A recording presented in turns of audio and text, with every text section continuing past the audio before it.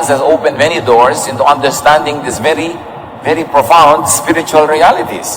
Science is God's prophet. Itinuturo lang sa atin yung mechanics of how God works and how God created us. It's very important to understand the mind. Now, perception is one's reality. In many people's cases, reality is not the reality, but it is their perception of it. Hindi importante kung anong katotohanan. Ang mahalaga, ano ang iniisip at pinaniniwalaan ng mga tao na totoo. At yon ang nagbibigay ng hugis, kulay, anyo sa kanilang buhay. Kaya mahalaga, iniisip, pinag-iisipan kung ano ang pinaniniwalaan at ano ang paninindigan. Proverbs 4:23, carefully guard your thoughts because they are the source of true life. As we think, we live. As we think, we become. As we think, we are.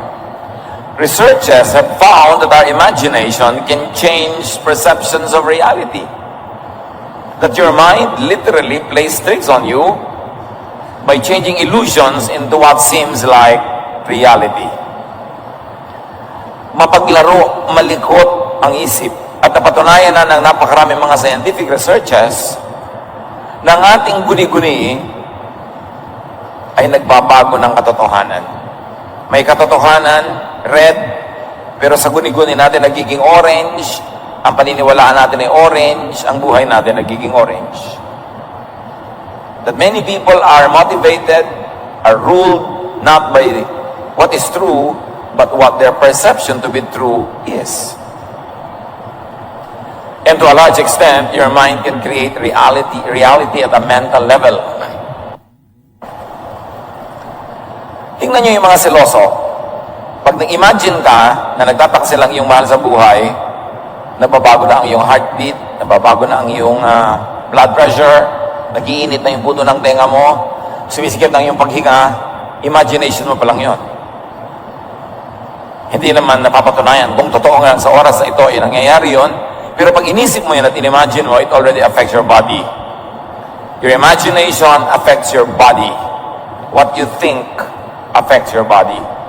So the power of the brain goes beyond the skull. It goes to every single cell of your body. And the amazing thing is, it even gets out of your body and it reaches other bodies and other minds. As many researchers, one time and again, prove. Many recent studies suggest that what really affects your outlook on life is the way you perceive reality, not reality itself. That's why manipulators, communicators, or miscommunicators, those who manage info or misinformation campaigns, are good at creating perceptions. Halimbawa, may isang politiko, hindi naman siya talaga nagnanakaw, hindi siya napatunayang magnanakaw, pero tanungin mo lang siya on live television interview, marami pong naniniwala na nagnanakaw kayo, marami daw kayong ninakaw. Yung sentence lang na yon, marami na agad na mag-iisip na magnanakaw talaga yung kausap. Kahit hindi na papatunayan. Because it is perception that counts, not the truth. When it comes to people being affected by information. Kaya yung mga naninira, pag-aralan nyo yan, lalo sa politics, sa public life, dinadaan nila sa patanong. Kasi pagka sinabi nila as a statement, pwede silang may demanda, libel. Pero yung tanong lang naman, totoo po bang napakarami yung ginahasang babae nung araw? Kahit walang ganong katotohanan, may papasok na perception sa isip ng mga nakikinig na rapist nga itong taong ito. Kaya kung meron kayong gustong taong ipahamak, gumawa kayo ng mga perception tungkol sa kanya. Nawawala ang kwintas ko. Ninakaw kaya ni Carding? So, kahit hindi siya talaga ang nagnakaw, may mag-iisip nun. And that perception will become the reality about him. How we think becomes us. Kaya kung ikaw ay laging matatakutin, ang iniisip mo nakakatakot, ang buhay mo magiging puno ng takot, and it will show in your blood pressure, in your blood chemistry, in your heart. It will show in your health, in the way you live, in your lifestyle. Proverbs 23:7, for as he thinks in his heart, so is he. That's why it is very important to watch what we think of, how we think of it, and what makes us think of it. Binabantayan natin kung sinong pinapakinggan, sinong pinapanood, sinong nakaka-apekto sa ating isip. Because thought is one's reality. Kaya yung mga lumaki na tinakot, tinuruan na laging may multo sa bawat dilim, may nakikita talaga silang multo. Yung mga naniniwala na bumabalik ang patay, nagmumulto, kahit kakalibing lang ng lola nila kanina, natulog sila ngayon magpinsan, magkatabi sila sa isang higaan.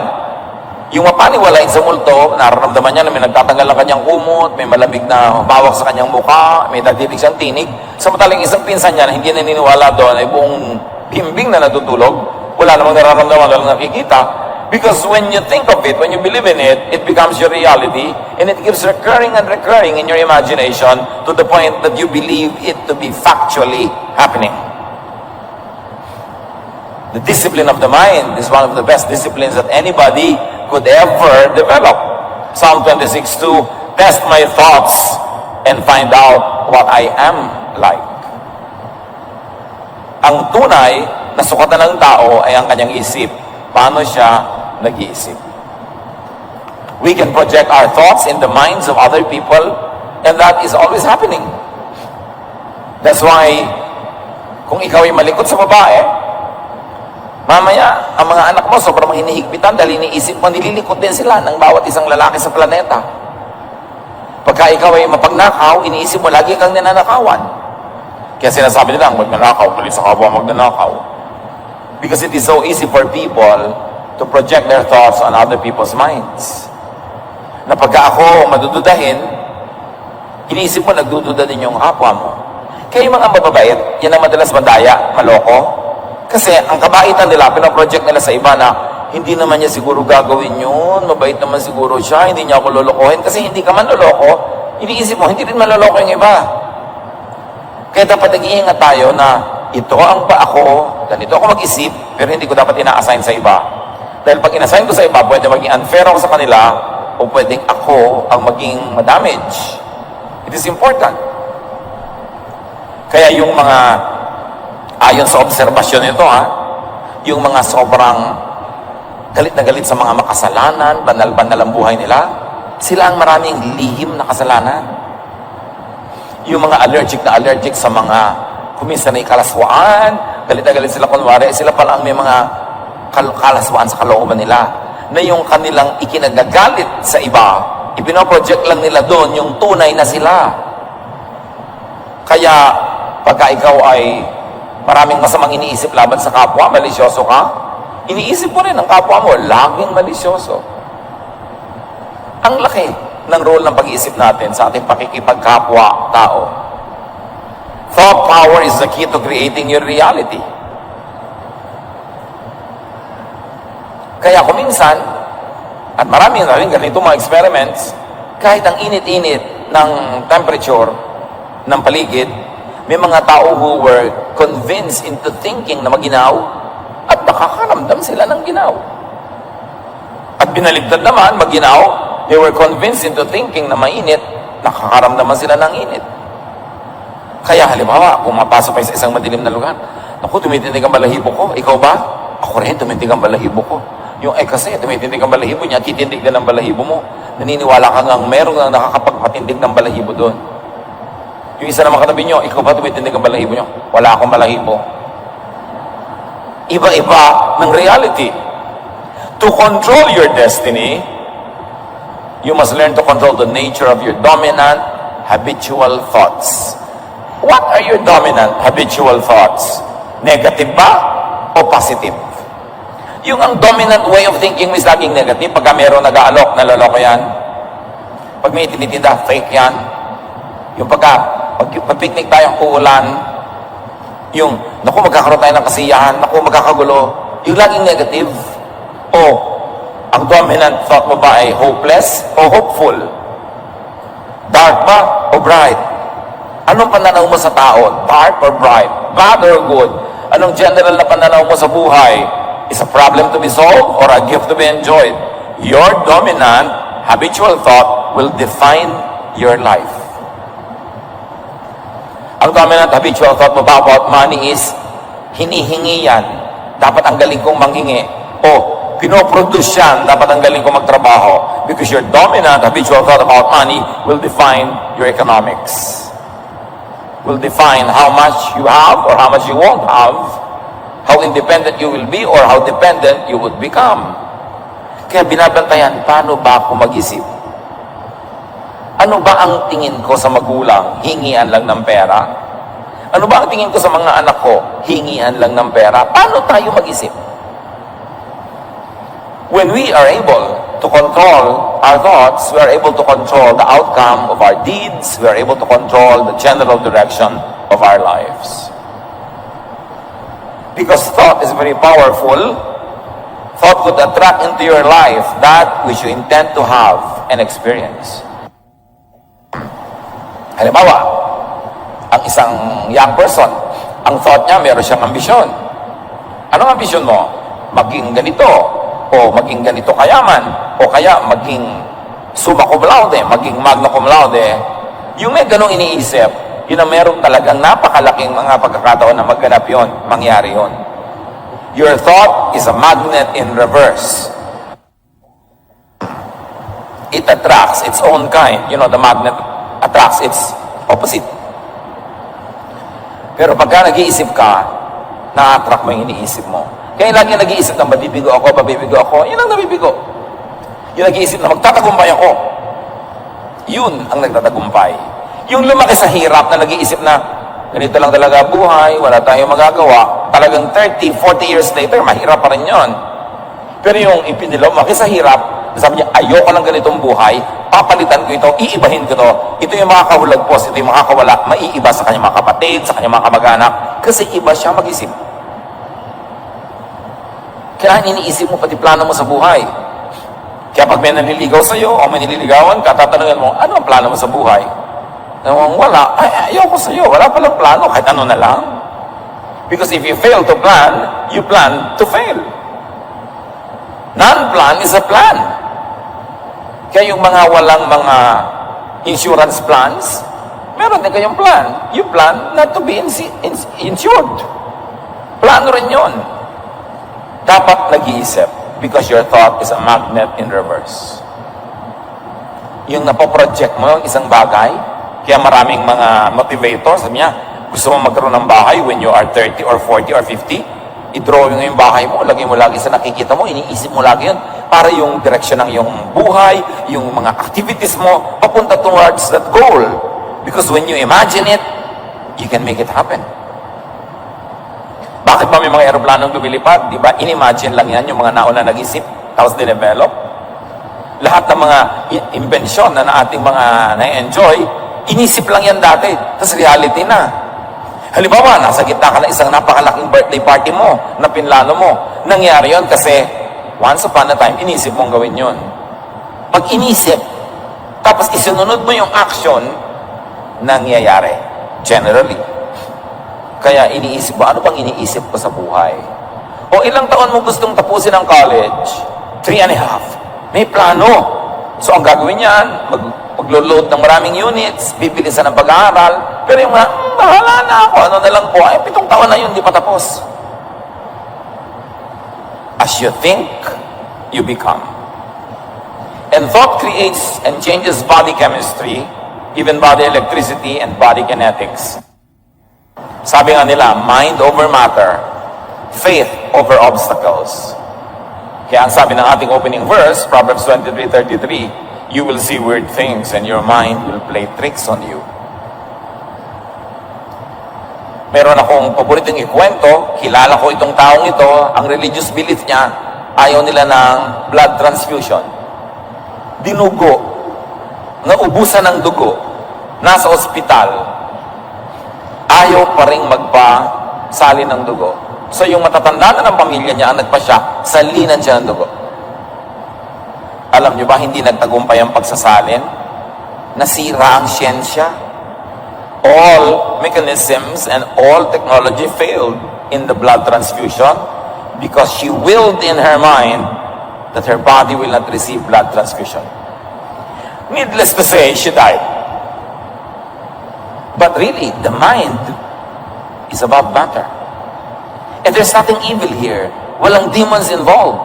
God created us and gave us a slice of His godliness, and that is in our mind.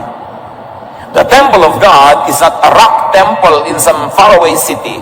The temple of God is not a wooden religious building in some faraway town. The temple of God is our mind. That is where God can rule our lives, and that is where God can enter the world through us, through our minds, through our bodies, through what we do. It is the ultimate temple of God. Kaya yung mga nagagawa ng mind, bigayan ng Diyos. Hindi yan galing sa demonyo, because the devil is not a creator. The devil is only a destroyer. The thief comes to steal, kill, and destroy. So anything creative and powerful and fruitful could come only from God. But this mind could be twisted and corrupted by stimuli, by perception. Ecclesiastes 7:29, I did learn one thing. We were completely honest when God created us, but now we have twisted minds. May nangyayari sa isip ng tao, depende kung anong pinapakinggan, tinatanggap, sinusundan, pinapaniwalaan. The mind could be intoxicated and confused. Alcohol can confuse the mind. Food can alter the brain's chemistry and affect thought. So there is this lively interaction between the mind and the body, or the body chemistry, and it's a cycle. The mind affects blood chemistry to the point that in many diabetics' lives, even though they don't take in sugar, if they're very stressed and they get angry, their blood sugar increases. The mind can change blood chemistry. And meanwhile, blood chemistry can change how the mind works. Kaya yan ay dapat nating laging isaalang-alang. The mind could be a source of comfort or torture. Pwede kang panginawahin o pahirapan ng pag-iisip. You can think of God and be comforted, but you can always think of what many people call the end times and be tortured. You can think of God's forgiveness and God's greatness and love, and you can be comforted. And you can think of how many religions present God as always angry and vindictive, and you will always be guilty because you are not perfect, so your religion can either comfort or torture you. Your religion can enrich you or make you poor, depending on what kind of face of God that religion is trying to make you see. Many people call on the same God, pero iba-iba ugali, iba-ibang ginagawa, kasi iba-iba ang perception nila of God. As we see, perception, not what is real about God, but our perception of what God is, what God wants, it affects our behavior. The mind could be straightened, cleansed, and renewed, however. Kahit na nababaluktot, narurumihan, pwede namang ituwid at linisin at baguhin. 2 Corinthians 5:17, kaya't kung nakikipag-isa na kay Kristo ang isang tao, isa na siyang bagong nilalang. Wala na ang dati niyang pagkatao. Sa halip, ito'y napalitan na ng bago. At ang tunay na bagong tao, isa lang naman ibig sabihin, bago na ang pag-iisip. Bago na ang paraan ng pag-iisip. Studies have shown that thoughts alone can improve vision, fitness, and strength. Na yung pasyenteng positive thinker, tinatablan ng mabuti ng gamot, ng therapy, ng mga treatment. Pero yung mga negative, hindi naman tatalab yung gamot na yan. Ay, naku, wala namang kwenta yung doktor ko, mukhang bungo. Pagkatapos, sabi mo, naku, ang pangit-pangit naman ang hospital na to, lalala ako dito. Yun talaga nangyayari. Kasi nasa isip mo, mangyayari. Alam nyo yung placebo effect? Yung binigyan ng isang grupo ng pasyente na tinurukan ng tubig lamang, yung isang grupo, tinurukan talaga ng totoong gamot, pero pinapaniwala sila pare-pareho na gamot ang itinurok sa kanila, kahit tubig lang ang itinurok sa isang grupo, naggalingan. At yun ang tinatawag na the placebo effect. And placebo effect works because of the power of thought. Tinuturukan ka ng tubig, pero sabi mo, ako, gagaling na ako, naturukan na ako. Gumagaling nga. Nalampasan ng paniniwala yung limitasyon ng tubig. Pero yung tinuturukan ng totoong gamot, tapos negative, mamamatay na ako, hindi na ako gagaling, ako, anong lungkot ng buhay. hindi tinatablan.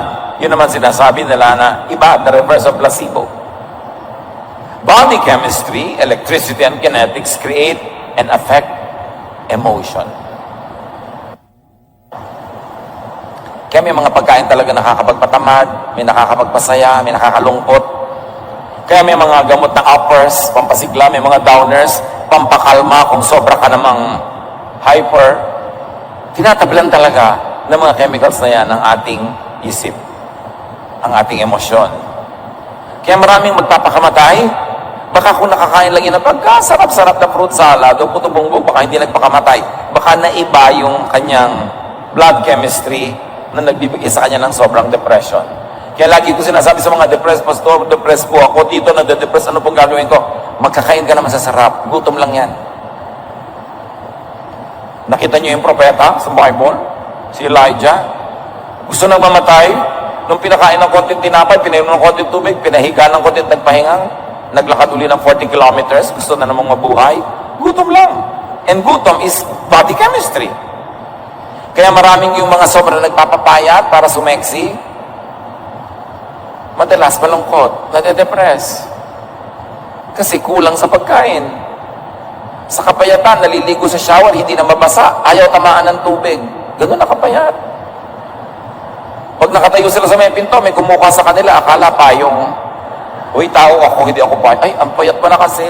Pero, depressed. Kasi deprived pala siya. Kaya sabi ng Desiderata, many fears are born of fatigue and loneliness. Pag pagod ka at malungkot, ang daming mong naiimbentong takot sa buhay. Subukan mo lang magpahinga at matawa ng konti, sumaya, nawawala yung mga fears. Kaya mga laging natatakot mamatay, natatakot tumanda, kulang ka lang sa gimmick, gumimik ka, para hindi mo maisipang nakakatakot mamatay. Kasi talaga pag wala kang ginagawa, nalulungkot ka, pagod ka na sa kawalan ng ginagawa mo, sari-saring katatakutan ng may imbento ng iyong utak. Dapat ibahin ang takbo ng utak. Sino man ang nalulungkot dyan? Get out, sweat it out, mag-exercise, magpawis, magsaya, at makikita mo, mawawala yung mga lungkot-lungkot na yan. Palitan ng ginagawa. Kasi pag napapalitan ng body chemistry, gumagalaw ka, sumasayaw ka, naglalakad ka, nagpapawis ka, naiiba rin ang takbo ng iyong utak. Mahalaga. Behaving in an emotionally intense way for an extended period will ultimately create physical illness. Pag lagi kang stress, lagi kang galit, lagi kang nagsiselos, lagi kang takot, magiging sakit yan. Kaya kung matatakotin ka sa turbulence, takot ka sa mga enclosed spaces, huwag ka magtrabaho sa aeroplano. Kasi araw-araw yun ang trabaho mo, may turbulence. Piliin mo yan. May claustrophobia ka, tapos mag-elevator girl ka pa. Diba? So, hindi mo dapat gawin yon. Kung saan ka na-stress, lumayo ka doon para maging healthy ang buhay mo. Eh, paano po yung asawa ko? Siya ang stressor. Well, change your mind about your spouse. Pwede namang tanggapin mo na lang siya, o pag-aralan mo, huwag masyadong pansinin. Kasi kung araw-araw na-stress ka, araw-araw, naiinis ako sa husband ko, alam mo, 50 araw na natin pinag-uusapang naiinis ka, anong ginawa mo para mapalitan? Ipagpalagyan, hindi mo mapalitan yung asawa mo. Eh, dapat may iba kang palitan. Palitan mo yung attitude mo, palitan mo yung schedule mo para konti-konti lang pagkikita nyo. Magtrabaho ka ng gabi para wala ka sa bahay, pagtulog siya, pag uwi mo, aalis na siya. May dapat kang palitan para mapalitan yung problema mo. Pero hindi yung ang tagal-tagal na, yun ang yun, paulit-ulit yung problema mo, ibig sabihin wala kang ginagawa para palitan ang takbo ng isip mo. Nothing can be changed without facing it first. And nothing here on the planet can be changed without changing your mind, your thought about it first. Pero tandaan nyo, ang paulit-ulit at madalas na mga negative feelings and emotions, nagiging sakit. At marami talaga ng mga tao na problema na rin ang asawa nila, nakakainis ang ugali, nagkaka-cancer. Hindi ako nagbibiro. Nagiging cancer. Kung bumubuko lang talaga sa katawan, sabi yung mga sama ng loob, sabi na ba, dapat bukol-bukol na ako dito. Yes, hindi ko minsan physical bukol, pero madalas physical bukol din. Kaya kung nai-stress ka, kung anong galis ang lumalabas sa balat mo, lumalabas talaga sa katawan yung bunga ng isip. And according to science, Many people experience arthritis, rheumatism, strokes, stomach ulcers because of long-term psychological tension. Nagiging sakit talaga pagka lagi kang tense and stressed. The fields of neuroscience, endocrinology, and psychology are merging. And the discipline is now called psychoneuroimmunology, and it's a medicine, as medicine discovers the precise links between the state of mind, emotional moods, and physical chemistry. Holistic healing na umuuso ngayon. Hindi na yung atay mo lamang ang ginagamot dahil may sakit ka sa atay. Dapat din pasayahin ka kasi nakakasama pala sa atay ang kalungkutan. So, hindi ka lang bibigyan ng mga chemical, mga treatment, kundi pasayahin mo buhay mo para gumaling yung atay mo. At nakikita nila na maraming may sakit sa atay, mga bugnong din, mainitin ang ulo. Because there's a connection nga between psychology, between the bodily functions, and what happens to our interaction with people and with ourselves. Kaya ngayon, ang approach hindi na lang yung usual Western medicine style to isolate an organ and just focus on it. Now, the approach is to focus on the entire person.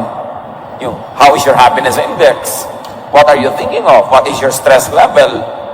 And then, what are you taking? What are you eating? Lahat yun naghahalo-halo para bumuo ng isang personalidad. It's important that all of that is taken into consideration. Yung buong tao ang ginagamot, hindi na lang specific body parts. At pinakamahalaga, gamutin ang isip. Because it is mind above all. To create and to change emotion, change body chemistry, or change thoughts. It is very, very crucial. Kung hindi kayo masaya sa kinakalagyan yung istasyon sa buhay o specific stations in life that you have to experience once in a while, analyze what kind of thinking goes on in your mind that brings you to that kind of lifestyle. Hindi naman po, tinanggap ko na lang kasi biktima ko yun. Meron kang biktima thinking. Iniisip mo, wala kang magagawa. So, tinatanggap mo na lang, biktima ka, kaya ganyan ka. Pero subukan mong labanan yan, huwag kang magpabiktima. Maiiba mo yan. Pero pagka wala po tayong magagawa, ganyan lang talaga yan, kaya ka nandyan. Wala kang ginawa. Kasi pag inisip mong wala kang magagawa, wala kang gagawin. Imbes dapat na sinasabi mong wala akong magagawa, sabihin mo, meron akong dapat gawin at meron akong magagawa. Huwag mo sinasabing ganyan lang talaga ang buhay. Sabihin mo, hindi, dapat ganito ang buhay. Hindi ako dapat mahirap, hindi ako dapat gutom, hindi ako dapat hamak, hindi ako dapat control ng iba. Hindi ganito, may gagawin ako. Kaya ka nandyan, ganyan ka mag-isip. Kung hindi ka masaya sa iyong kinakalagyan, palitan mo ang iyong pag-iisip. Kasi ang pagpapalit ng pag-iisip, may kasunod na pagpapalit ng ginagawa ng katawan hanggang ma-achieve mo yung gusto mo na nasa isip mo. Think into becoming, into being something or someone. Kaya mahalaga may pangarap. At ang pangarap, sinusundan ng plano. Ang plano, sinusundan ng gawa para mangyari. Yung iba, pangarap lang eh. Hanggang doon lang. Anong pangarap mo? Ang pangarap kong lumuwag sa buhay, anong ginagawa mo ngayon? Wala. Ay, pangarap nga yan. Dapat plano. Anong plano mo? Nag-graduate ako sa ganitong taon, matatapos ko ito sa itong taon, mag-iipon ako at magtatrabaho sa ganon, at sa ganitong level, ito na nangyari. Plano, hindi panaginip. Hindi pangarap. Decide what you want to be and think towards it. Turo niya ni Jesus. Mark 11:24, everything you ask for in prayer will be yours, if only you have faith. But engage this verse from another vantage point. Everything you ask for, everything you believe in, because if you don't believe in it, you will not ask for it. Everything you believe in, everything you think of in prayer will be yours if you have faith, because faith will turn into action, into a game plan. Then it will happen. Sabi, kung ano ang pinaniniwalaan mo, anong iniisip mo, anong gusto mo, ipag-pray mo. Pero hindi ibig sabihin lang ng prayer, this I pray in Jesus' name, amen. Tapos wala kang gagawin. Ang tunay na prayer, may ginagawa. Kakambal nung verbal prayer, yung actual kilos ng katawan. Because faith, if it has no works, is dead. Kaya ang tunay na nagdarasal, hindi lang umuusal ng mga panalangin. Pagkasabi niya ng amen, kikilos na siya para yung ipinag-pray niya mangyari. Yun ang tunay na prayer. Kaya sabi ni Jesus, gusto mo isang bagay, naniniwala ka?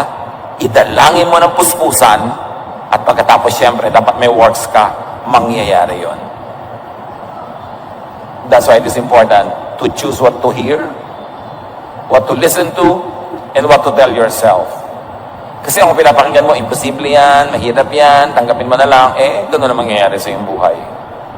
Yung taong lagi mong kausap, pinipili mo yan. Anong influence niya sa brain mo? Pinapalakas ba niya loob mo o pinapahina?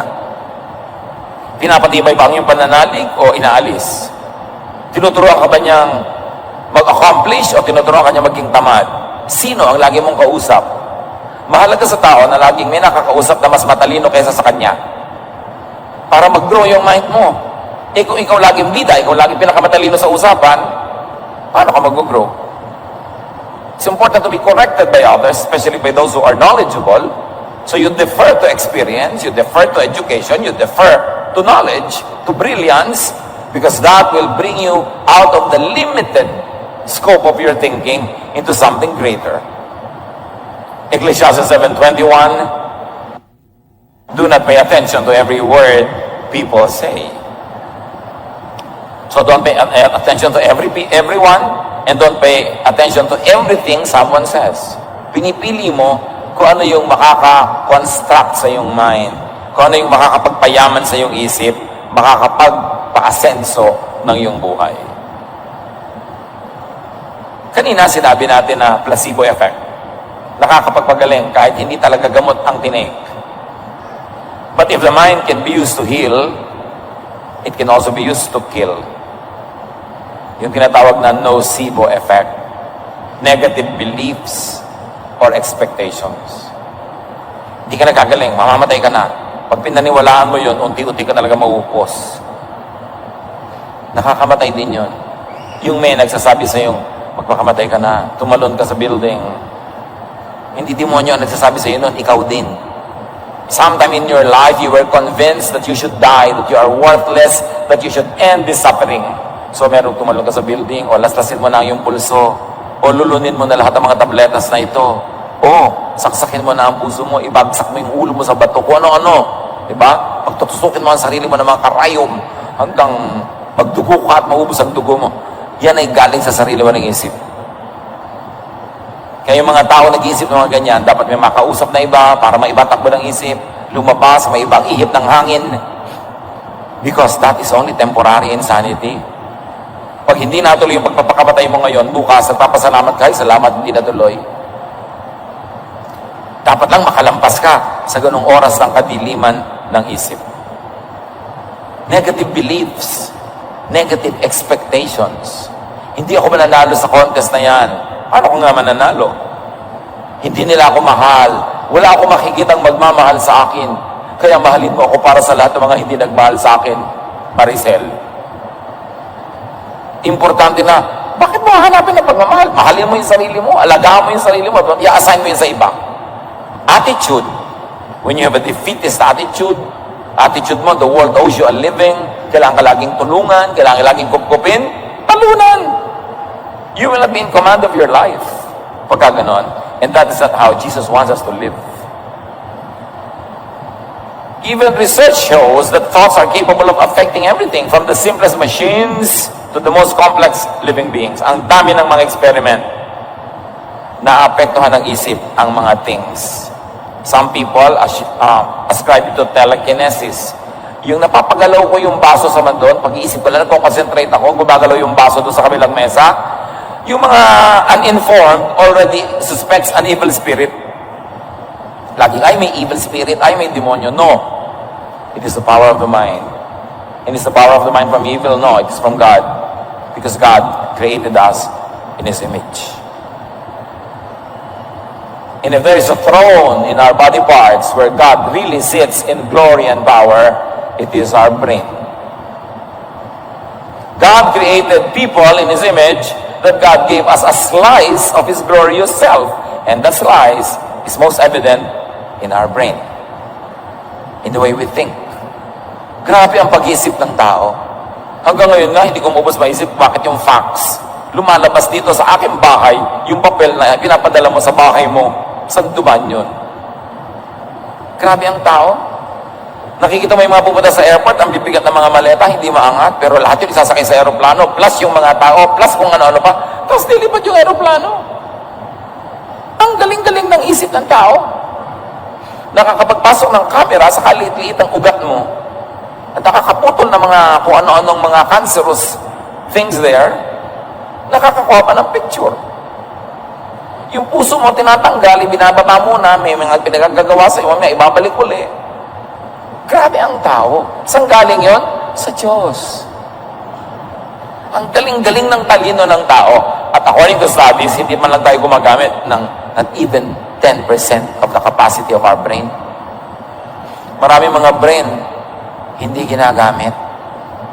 Puro, ay, nakasanayan ko na to, ito na lang, ayoko na mag-iba, mag-experiment. Pag may tinuturo ko, ayoko niya, nosebleed, mga tamad mag-isip. Kaya mga tao nakalublob sa kamangmangan.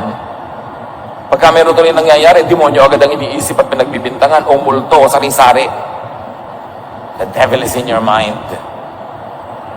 Laging kung ano-ano iniisip ng mga tao, tinutokso ka ng demonyo. Bakit yung tutokso ng demonyo? Yung sarili mo tumutokso sa'yo kasi yun ang gusto mo. Kasi yung demonyo pinagbibintangan mo para hindi mo masisi ang sarili mo. Nasa isip natin yan. Every thought we have is tangible energy with the power to affect even the physical world.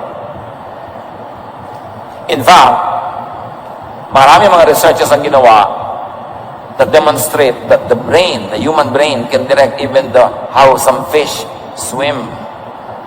The behavior of cats and dogs, even of bacteria and mice, can be affected when you focus and think of it. And let me remind you, this is not witchcraft. It's not evil. It is the inherent, natural, inborn power of the mind given by God. So people who reflect His image can create great and beautiful things. Why do we have that power?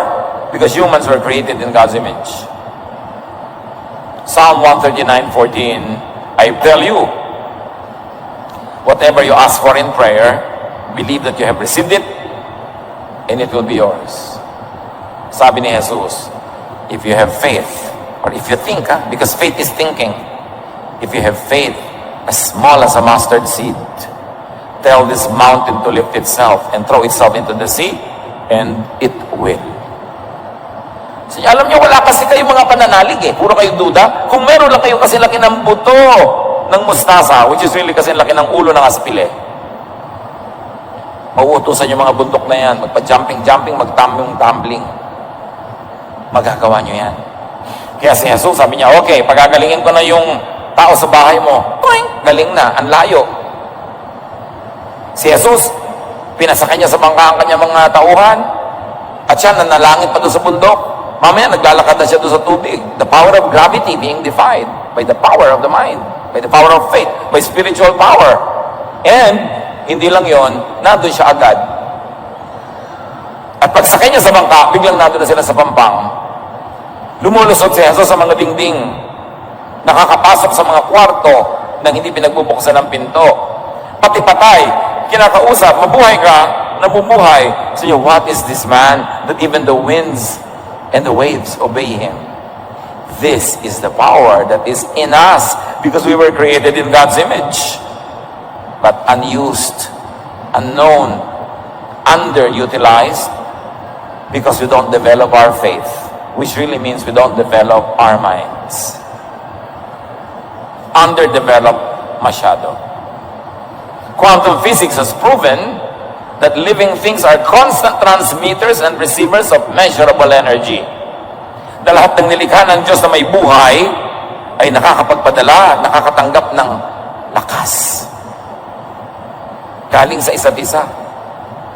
Kaya di ba, kumisa nga, ang hina-hina ng loob mo, pero nakita mo lang yung kung sino, tatay mo, o boyfriend mo, o kawag-anak mo. Asigla mo na agad, buhay na yung loob mo. Lumipat na yung energy niya sa'yo. Meron naman na saya-saya mo nung makita mo, bigla kang nalambot, nawalan ka ng gana. And there are people who brighten up a room just by leaving it. Meron naman, pagpasok, alam mo, may energy. Lalo yung mga great personalities, leaders, or mga talagang merong kakaibang pagkatao, pumapasok pa lang sa isang hall, ramdam mong nandun siya. May kapangyarihan, may energy. Ang ating espiritu, which is really our minds. And it has been proven that thoughts are bundles of electromagnetic energy. And new models of consciousness depict it as being able to move beyond physical boundaries like energy does. So yung mga telekinesis na yan, hindi ang gawa ng demonyo. Very interesting study of the power of the mind given by our Creator. Science of faith. Faith in science. It's a very interesting area of study for spiritual and religious people. Sabi ni Jesus sa Matthew 7:7, ask and it will be given you. Seek and you will find. Knock and the door will be open to you. But to ask, to seek, to knock is to really think. And it is to believe. You are asking because you believe that you will be answered. You are seeking because you believe that you will find. You are knocking because you believe that the door will be open to you, because otherwise you won't do such things. That's why if you do such thing in faith, by faith, if you believe, it will happen. The power of faith, the power of prayer, that is what many religious people call it. Control your thoughts to control your emotions. Psalm 63:6, I think about you before I go to sleep, and my thoughts turn to you during the night. Diyos ang kausap dito. Bago ako matulog, ikaw ang iniisip ko, pinagbubulay-bulayan, nagmumuni-muni ako tungkol sa iyo. At sa kalaliman ng gabi, ang aking isip ay papunta sa iyo, nakatuon sa iyo. Think of God often. This God is the source of all the positive energy, all hope, strength, power. Pero kayo, anong iniisip nyo bago matulog? Problema, mapagungutin kayo. The power of thought. Matutulog na lang, manonood pa ng horror, kasi na-expect nyo na mahimbing ang tulog. O kaya matutulog ka lang, nanonood ka pa ng news, paano ka sasaya? Magbabasa ka pa ng mga post mo sa Facebook, ang dami nagko-comment, binabash ka pa. Hindi ka dapat nagbabasa niya pag matutulog ka na, ang isipin mo ang Diyos. Manalangin, magwalay-bulay, para payapa ang tulog. At habang natutulog ka, yung pinakamagaganda mga ideya, solusyon sa iyong mga problema, sagot sa iyong mga tanong, ibibigay sa iyo na paggising mo, biglang nasa loob na siya ng isip mo, nagtataka ka, kagigising ko pa lang, hindi ko pa iniisip yung solusyon sa problema ko, pero biglang ito na yung solusyon. Kasi inisip mo ang Diyos bago ka matulog. Mga kapatid, kung anong gusto nyong laman ng isip yung paggising, yun ang isipin nyo bago mahiga or pagkahiga. Kasi yung iniisip nyong nakatulugan nyo, yun ang maluluto, maiinin habang natutulog kayo, at yun ang inyong sinaing paggising. Paano tutulong ang Diyos sa mga nangangailangan? Papasukin mo siya sa iyong isip, ma-realize mo na matulungin ng Diyos, tapos sundin mo siya, tutulong ka, pumasok ang mundo sa buhay ng iba sa pamamagitan mo. Ang entry point ng Diyos, yung mind mo. Kasi pag pinaniwalaan mo na, gagawin mo na, so sa Diyos ka magpasako. Develop your mind so you could know God more. 2 Corinthians 3:18, so our faces show the bright glory of the Lord, as the Lord's Spirit makes us more and more like our glorious Lord. Said simply, God changes us into ever-increasing likeness of Jesus. One of the greatest goals in life is to be more and more like Jesus. So discipline your mind to focus on what is uplifting. Don't focus on what makes you feel low. Don't focus on what takes away your hope, your happiness, your energy, your joy. Disiplinahin ang isip, kasi pag hindi dinisiplina, tinatangay ng kung ano-ano sa mga bagay na hindi ka nais-nais, hindi maganda. Philippians 4:7-8, At ang kapayapaan ng Diyos na hindi kayang maunawaan ng tao, ang siyang mag-iingat sa inyong puso at pag-iisip dahil sa inyong pakikipag-isa kay Kristo Jesus. Lagi ninyong isaisip ang mga bagay na karapat-dapat at kapuri-puri, mga bagay na totoo, marangal, matuwid, malinis, kaibig-ibig, at kagalang-galang. Sabi ko, meron din lang kayong iisipin, mag-uubos na rin lang kayo ng energy ng pag-iisip, isipin nyo kung ano yung maganda, mabuti, nakakapagpasaya, tama, matuwid, malinis, kaibig-ibig. Pagka yan ang inisip mo, ganyan ang magiging buhay mo. Pero pag ang iniisip mo yung nakakatakot, nakakainis, nakakagalit, nakakaselos, nakakainggit, yun din ang magiging buhay mo. Kaya disiplina sa pinapayagang pumasok sa isip. Discipline your mind to reject unfruitful or destructive thoughts. Yung may dumadaan ay inggit ka, patalsikin mo yung ideya na yun.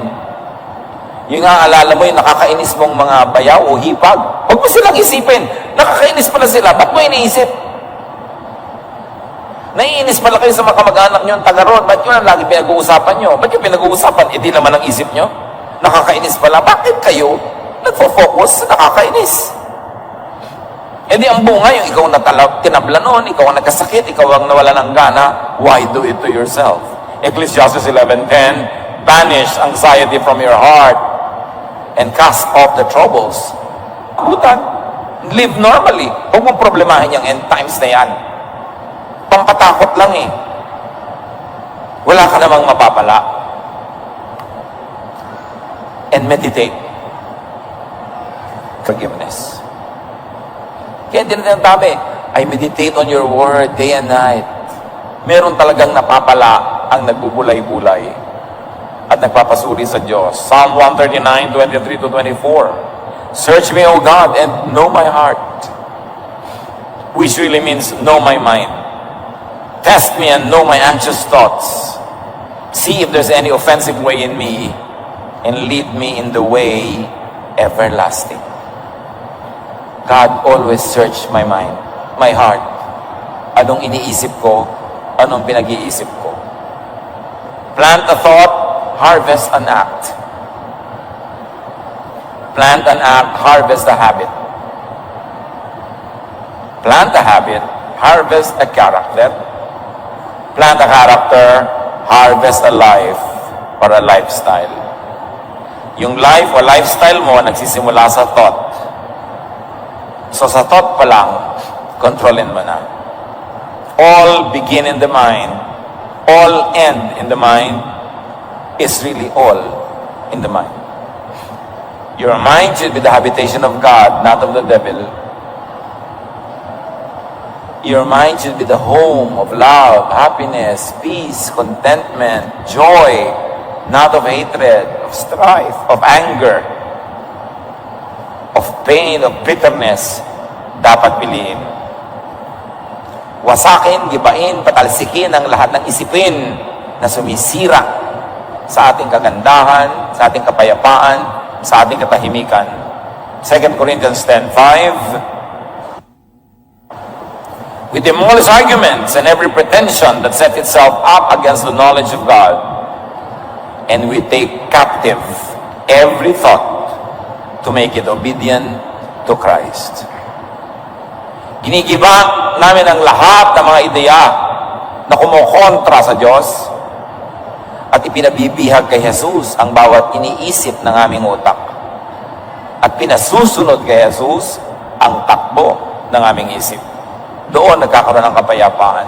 Pag ginawa yan, matutupad ang pangako ni Jesus, come to me all of you who are tired and heavy laden, and I'll give you rest.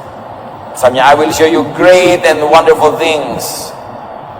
Sabi, the mind has not thought of, the eyes have not seen the great things that God has in store for His people.